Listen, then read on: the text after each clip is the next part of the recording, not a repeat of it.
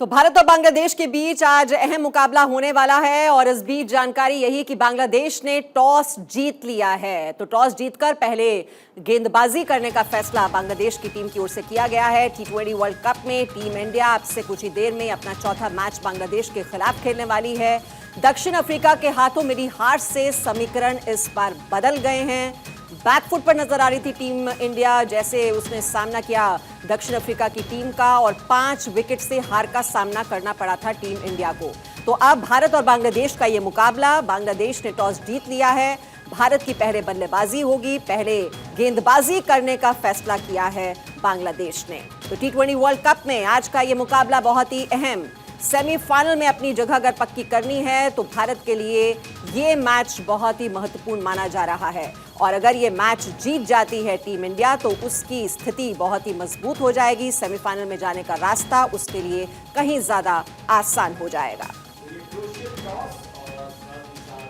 यहाँ पर देखा जाए तो जो ये सिचुएशन यहाँ पर विंडी सिचुएशन, उस हिसाब से ये काफी क्रूशियल टॉस। जी, मेरे साथ करुण है जो लगातार हम ये अब यहाँ पर चर्चा भी करेंगे इस बात को लेकर कि ये मैच इतना ज़्यादा अहम क्यों है और क्या चुनौतियां रहने वाली हैं इस मैच में टीम इंडिया के सामने। तो बांग्लादेश ने टॉस जीत लिया है और पहले गेंदबाजी करने का फैसला किया है। बल्लेबाजी करने के लिए उतरेगी पहले टीम इंडिया मैदान पर और दक्षिण अफ्रीका के हाथों मिली हार से जो समीकरण हैं वो इस बार बदल गए हैं और बैकफुट पर आ चुकी टीम इंडिया को सेमीफाइनल की दावेदारी मजबूत करने के लिए एडिलेड में जीत दर्ज करनी ही होगी।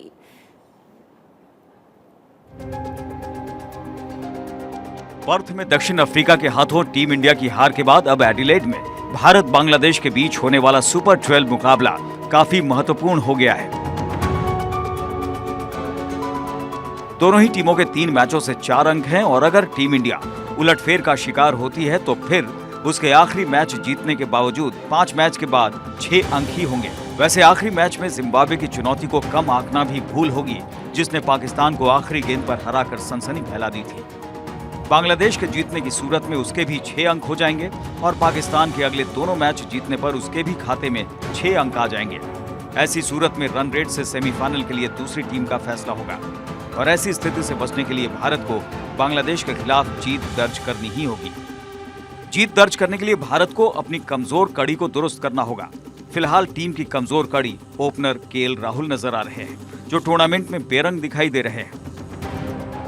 राहुल 3 मैचों की 3 पारियों में एक बार भी दहाई का आंकड़ा पार नहीं कर सके हैं। उन्होंने पाकिस्तान के खिलाफ 4, नीदरलैंड्स के खिलाफ 9 और दक्षिण अफ्रीका के खिलाफ भी 9 रन ही बनाए।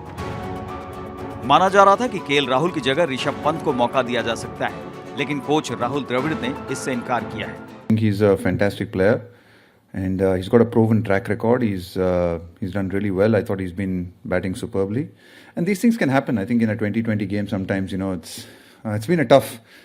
It's not been that easy for sort of top order batsmen. This tournament's been pretty challenging. यानी टीम एक बार फिर केएल राहुल पर ही दांव लगाने का मन बना चुकी है। वैसे फैंस की टेंशन इस बात से भी बढ़ गई है कि विकेटकीपर दिनेश कार्तिक चोटिल है।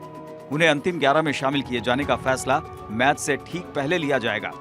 कार्तिक ने पीठ में तकलीफ के कारण दक्षिण अफ्रीका के खिलाफ मैच के बीच में ही मैदान छोड़ दिया था। इसके बाद ऋषभ पंत ने विकेटकीपिंग की भूमिका संभाली थी। कार्तिक ने मंगलवार को अभ्यास किया था, लेकिन खेलने के बारे में अंतिम फैसला मैच से पहले ही होगा। भारतीय टीम इस टूर्नामेंट में पाकिस्तान और नीदरलैंड्स को हराने के बाद दक्षिण अफ्रीका के खिलाफ हार गई थी। वहीं बांग्लादेश ने पिछले मैच में जिम्बाब्वे को 3 रन से हराया था और नीदरलैंड्स के खिलाफ भी टीम जीत दर्ज कर चुकी है। बांग्लादेश को सिर्फ दक्षिण अफ्रीका के खिलाफ हार का सामना करना पड़ा था।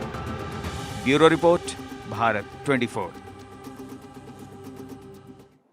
तो आज का ये मैच बहुत ही महत्वपूर्ण और T20 विश्व कप में भारत और बांग्लादेश का जो सामना है वो लगभग 6 साल के बाद हो रहा है। करुण, लेकिन प्लेइंग 11 चुनना ये एक बहुत बड़ी दुविधा होगी कप्तान के सामने, सिलेक्टर्स के सामने। और क्या एक बार फिर से मौका दिया जाएगा केएल राहुल को, दिनेश कार्तिक को, या फिर नए खिलाड़ियों पर दाव लगाया जा सकता है? प्लेइंग 11 है, इसकी तस्वीर सामने आ गई है और यहाँ दर्शकों को बताना चाहेंगे कि दीपक हुड्डा की जगह पर अक्षर पटेल उन्हें शामिल किया गया है। सिर्फ ये एक बदलाव है। ये कहा जा रहा था कि दिनेश कार्तिक, जिनके पीठ में तकलीफ थी, वो इसमें शायद ना खेले, लेकिन ऐसा नहीं है, प्लेइंग 11 में वो बने हुए हैं और उन पर टीम भरोसा लगातार जता रही है। और साथ ही साथ केएल राहुल, उनके ऊपर भी जिस तरीके से राहुल द्रविड़ ने कहा था कि वो क्लासी बल्लेबाज हैं और टीम का समर्थन उन्हें हासिल है। और साथ ही साथ मीमांसा ये भी आपको बताना चाहेंगे कि जो नेट प्रैक्टिस थी वो बारिश की वजह से धुल गई थी, लेकिन इंडोर प्रैक्टिस चल रही थी और ये वैकल्पिक यहाँ पर ऑप्शनल प्रैक्टिस थी। वहाँ पर विराट कोहली वो केएल राहुल को कुछ टिप्स देते हुए दिखाई पड़ रहे थे। यानी एक वर्ल्ड क्लास बैट्समैन जो दिग्गज बल्लेबाज है वो भी एक क्लासी बैट्समैन को टिप दे रहा है, यानी कि वो बाहर नहीं रखना चाहते हैं। वो कहते हैं कि तुम में वो काबिलियत है। सभी खिलाड़ी उनके ऊपर भरोसा जता रहे हैं। तो केएल राहुल वो बने हुए हैं और किस तरीके का प्रदर्शन उनका होता है, फाउंडेशन बहुत अहम होता है। अगर आपको एक बड़ा स्कोर बनाना होता है या आप चेज भी कर रहे होते हैं तो आपको शुरुआती ये तो विकेट भी नहीं गिरने देना होता है और आपके ओपनर्स को अच्छा भी करना होता है। और इसीलिए केएल राहुल, अगर उनमें विश्वास जताया जा रहा है तो उस विश्वास पर खरे उतरना होगा। केएल राहुल को ये बात समझनी होगी। और ये मैच इसलिए भी क्रूशियल है मीमांसा, जिसकी हम बात भी कर रहे हैं, क्योंकि दक्षिण अफ्रीका के साथ मैच हम गंवा चुके हैं और कितना स्तरहीन उस दिन प्रदर्शन रहा था भारतीय टीम का। और इसलिए पाकिस्तान के लोग आरोप भी लगा रहे हैं कि जानबूझकर भारतीय टीम वो मैच हारी कि पाकिस्तान बाहर हो जाए, लेकिन खुद भारत के लिए यहां पर स्थिति थोड़ी सी खराब हो गई है। क्योंकि बांग्लादेश के खिलाफ राहुल के बारे में अगर बात की जाए तो केएल राहुल पर इतना ज्यादा ये भरोसा क्यों जताया जा रहा है? जिस तरह से धराशायी हुई थी टीम इंडिया, उनके फुटवर्क की बात की जाए, लाइन और लेंथ को समझने की बात की जाए तो वो दिखाई नहीं दे रहा है। देखिए, केएल राहुल अलग अलग पिचों पर भी वो अच्छी बल्लेबाजी कर चुके हैं और जो यहाँ पर वार्म अप मैचेस खेले गए थे उसमें भी उन्होंने बहुत अच्छा प्रदर्शन किया था। और इसीलिए कहा जा रहा है कि टीम मैनेजमेंट को उनमें पूरा भरोसा है, उनके स्किल्स पर पूरा भरोसा है और इसीलिए कॉन्फिडेंस को डिगाया न जाए। जो प्लेइंग 11 जो कॉम्बिनेशन है उसको एक मैच में तुरंत खराब न किया जाए। कहा जाता है कि प्लेइंग 11 आपका कॉम्बिनेशन जो खिलाड़ियों में एक कोहेरेंस है, जो समन्वय है, जो तालमेल है, वो बहुत इंपॉर्टेंट होता है और इसीलिए किसी भी खिलाड़ी को अचानक बाहर नहीं करना चाहते। लेकिन यहां तो 3-3 मैच में वो फ्लॉप हो चुके हैं। एक ऐसा खिलाड़ी जो बेंच पर बैठा हुआ है, जो युवा खिलाड़ी है, जो आगे आपको आने वाले मैचेस जिता सकता है, उस पर भरोसा नहीं जता रहे। लेकिन केएल राहुल पर तो देखना होगा कि आखिर टीम मैनेजमेंट का ये भरोसा कितना खरा उतरता है। क्योंकि केएल राहुल अगर वाकई चल गए, जैसा कि उन्होंने आईपीएल के मैचों में दिखाया, उन्होंने एशिया कप में दिखाया, वार्म अप मैचों में दिखाया, इसलिए उनमें क्लास तो है, लेकिन यहां पर जरूरत है कि वो अपने क्लास को तब्दील करे प्रदर्शन में। सिर्फ और सिर्फ रिकॉर्ड काम नहीं आता है, प्रदर्शन काम आता है। जी करुण, और क्या जो अनुभव है टीम इंडिया का वो यहां पर काम आने वाला है? क्योंकि इस मैदान पर भारतीय टीम 29 मैच खेल चुकी है, तो यह अनुभव जो है वो क्या एक पॉजिटिव फैक्टर की तरह काम करेगा? बिल्कुल, ज्यादा मैचेस अगर आप किसी मैदान पर खेलते हैं तो वो ऐसा लगता है कि होम ग्राउंड की तरह आपको फील कराने लगता है। जो भी टीम यहां पर कम खेलेगी उसे लगेगा कि यहां पर क्या कुछ अलग बर्ताव उस पिच में देखने को मिल सकता है। लेकिन भारतीय टीम यहां पर इस कंडीशन से रूबरू हो चुकी है और एडिलेड में काफी मैचेस खेलती रही है। भारत बनाम बांग्लादेश की भी बात कर लें तो देखिए आंकड़े भी हम लगातार दिखा रहे हैं कि अगर 11 मैचेस खेले हैं, 10 मैच में भारतीय टीम जीती है। इसलिए काफी कॉन्फिडेंट होंगे यहां पर रोहित शर्मा। रोहित शर्मा आपको बता दें कि बांग्लादेश के खिलाफ सबसे ज्यादा उनके बल्ले से ही रन निकले हैं। और उधर अगर देखा जाए कि बांग्लादेश के जो कप्तान है शाकिब, वो कहते हैं कि हम यहां वर्ल्ड कप जीतने नहीं आए हैं, भारतीय टीम वर्ल्ड कप जीतने आई है। माइंड गेम यहां खेल रहे हैं, दबाव अपने ऊपर से हटाना चाहते हैं। लेकिन इस स्टेटमेंट के बाद वो अपने खिलाड़ियों का कॉन्फिडेंस भी कम कर रहे हैं कि अगर आप यहां वर्ल्ड कप जीतने नहीं आए हैं तो फिर क्या करने आए हैं? क्या मैचेस यूं ही आप खेलने आए हैं? क्या आप गली क्रिकेट खेल रहे हैं? तो इस तरीके का उन्हें बयान नहीं देना चाहिए था। उस बयान से भारतीय टीम को फायदा हो सकता है, लेकिन एक दबाव हटाने की ये रणनीति भी हो सकती है। लेकिन भारतीय टीम इस तरह की रणनीति काफी जानती है। अब माइंड गेम में भी भारतीय टीम काफी आगे दिखाई पड़ती है। और ऑस्ट्रेलिया, जो कि माइंड गेम में बहुत आगे पहले कही जाती थी, अब तो बहुत सारी बातें ऑस्ट्रेलिया, इंग्लैंड और न्यूजीलैंड की टीम भारत से सीखती है। जी, और करुण, जैसा कि आप दिखाई दे रहे थे कि अगर कागजों पर देखें तो जरूर जो मजबूती है वो भारत की दिखाई दे रही है। 10 मैच अगर भारतीय टीम जीत चुकी है और एक मैच सिर्फ बांग्लादेश की टीम जीतने में सफल हुई। तो यहाँ बांग्लादेश की टीम की बात की जाए तो यहाँ पर कमजोर कड़ी क्या है? उनकी बल्लेबाजी, क्योंकि कई बल्लेबाज आउट ऑफ फॉर्म चल रहे हैं और यही क्या बात भारतीय टीम के पक्ष में रहने वाली? बिल्कुल, यहाँ पर देखिए सौम्य सरकार जो है वो भारत पाकिस्तान के मुकाबले में सबसे ज्यादा अगर बांग्लादेश की तरफ से उन्होंने उन्होंने रन बनाए हैं, लेकिन इस वर्ल्ड कप में उनका प्रदर्शन अच्छा नहीं रहा है।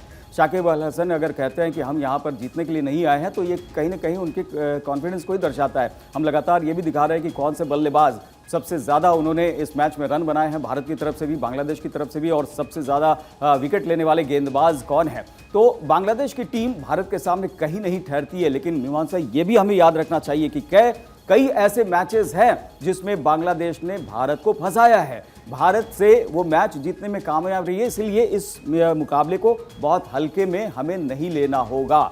और ये मैच एडिलेड में हो रहा है, यहाँ पर बहुत तेज़ हवाएं चल रही है, बारिश की बाधा की भी बात कही जा रही है यहाँ पर, और इसीलिए यहाँ बांग्लादेश जो है वो अपने आप के ऊपर से दबाव हटाते हुए भारत के लिए मुश्किलें पैदा कर सकता है। और देखिए, दोनों के 4-4 अंक हैं, 2 मैच भारत ने जीते हैं, 2 मैच बांग्लादेश ने जीते हैं। आखिरी मैच भारत का जिम्बाब्वे के साथ होना है, बांग्लादेश का पाकिस्तान के साथ होना है। बांग्लादेश वो कहता है कि अगर ये मैच हम जीते तो ये उलटफेर कहा जाएगा, और अगर हारे तो ये इसे सामान्य बात कहा जाएगा। और भारत के लिए निश्चित तौर पर ये बात यहाँ माननी होगी कि अगर बांग्लादेश को हराते हैं तो ये सामान्य बात होगी, लेकिन अगर आप हार जाते हैं तो ये उलटफेर होगा। लेकिन हारने की बात इसलिए नहीं सोचनी है क्योंकि अगर जिम्बाब्वे के खिलाफ बारिश हो गई तो फिर यहाँ पर मुश्किलें बढ़ सकती मैच को जो है वो हल्के में नहीं लेना है। T20 विश्व कप में भारत और बांग्लादेश 6 साल बाद भिड़ रहे हैं। इससे पहले 2016 वर्ल्ड कप में भारत ने बांग्लादेश पर सिर्फ 1 रन से जीत दर्ज की थी, हमें नहीं भूलना चाहिए। यानी टीम इंडिया को इस मैच को हल्के में नहीं लेना होगा, बहुत ही गंभीरता से लेना होगा अगर सेमीफाइनल में अपनी जगह पक्की करनी है।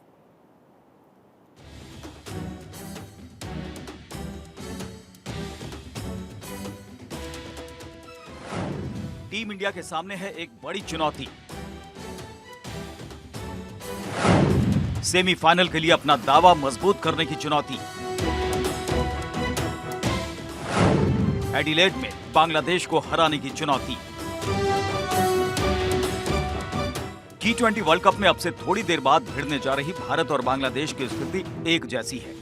दोनों के 3 मैचों में 2 जीत से 4 अंक हैं और दोनों को ही सेमीफाइनल की दावेदारी मजबूत करने के लिए जीत की दरकार है। हालांकि आंकड़ों के लिहाज से भारत का पलड़ा भारी नजर आ रहा है। भारत और बांग्लादेश के बीच अब तक कुल 11 T20 मैच खेले गए हैं। इनमें भारत ने 10 और बांग्लादेश ने 1 मैच में जीत दर्ज की है। दोनों टीमें T20 में 3 साल बाद आमने सामने होंगी। 2019 में भारत में हुई 3 मैचों की T20 सीरीज टीम इंडिया ने 2-1 से अपने नाम की थी।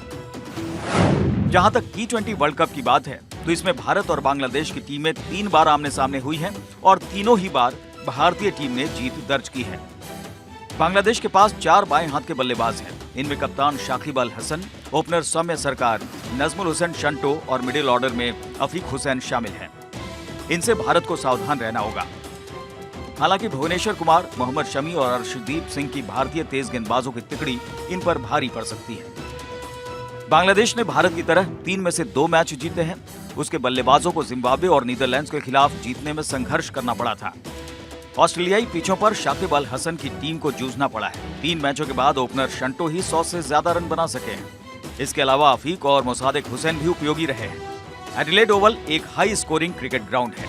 खासकर रात में यहाँ खूब रन बनते आए हैं। T20 में यहाँ रात को हुए मुकाबलों में पहले बल्लेबाजी करने वाली टीमों का औसत स्कोर 170 का रहा है। ऐसे में आज का मुकाबला भी हाई स्कोरिंग हो सकता है। हालांकि मैच में बारिश की बाधा की आशंका भी जताई जा रही है। Bureau report, Bharat 24। तो कल भी जोरदार बारिश हुई थी और अब जो हमें जानकारी मिल रही है वहां पर बूंदाबांदी फिर से शुरू हो गई है। करुण, तो ये बारिश जो है वो बाधा बन सकता है? बिल्कुल, बारिश की बाधा की बात लगातार कही जा रही है और कई लोग तो आरोप भी लगा रहे हैं, जिसमें कई पूर्व क्रिकेटर जो हैं, पूर्व दिग्गज, वो भी कह रहे हैं कि ऐसे मौसम में आप क्यों यहाँ पर मैच करा रहे हैं। लेकिन ये मौसम आमतौर पर ऐसा नहीं होता है ऑस्ट्रेलिया में। ये एक ऐसे कंडीशंस वहाँ पर बने हुए हैं जिसमें कि इस तरीके की बारिश देखने को मिल रही है। चाहे वो मेलबर्न में हमने देखी, पर्थ में बारिश की, ब्रिस्बेन में बारिश और एडिलेड में भी बारिश देखने को मिल रही है। तो ये एक ऐसा वहाँ पर एक कंडीशन बना हुआ है कि जिसमें ये बारिश हो रही है और ये बारिश किसी भी टीम का पीछा नहीं छोड़ रही है। हालांकि टीम इंडिया ही अभी तक ऐसी है जो कि बारिश से बची हुई है, जिसका मैच अभी तक डिस्टर्ब नहीं हुआ है। तो ये हल्की बूंदाबांदी है, माना जाना चाहिए कि बहुत ज्यादा बारिश नहीं होगी और ये मैच पूरी तरीके से हो जाएगा और मैच पूरा खेला जाएगा। चलिए, अभी वहां पर बूंदाबांदी हो रही है और लगातार हम दोनों ही टीमों के स्ट्रेंथ्स और वीकनेसेस, क्या कमजोरियां हैं, क्या ताकत है दोनों टीमों की, उस पर भी चर्चा कर रहे हैं। इससे